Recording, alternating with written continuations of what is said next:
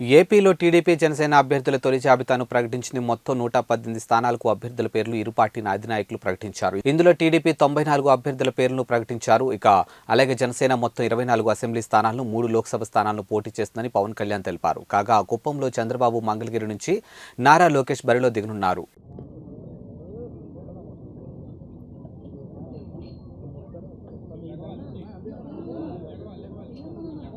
మీరు కూర్చోవాలన్నా కూర్చోండి.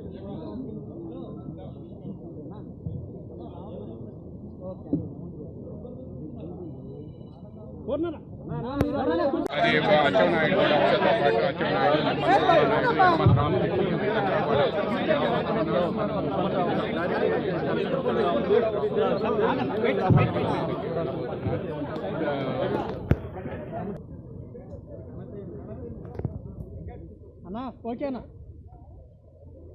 సైడ్ ముందు లేగాలి.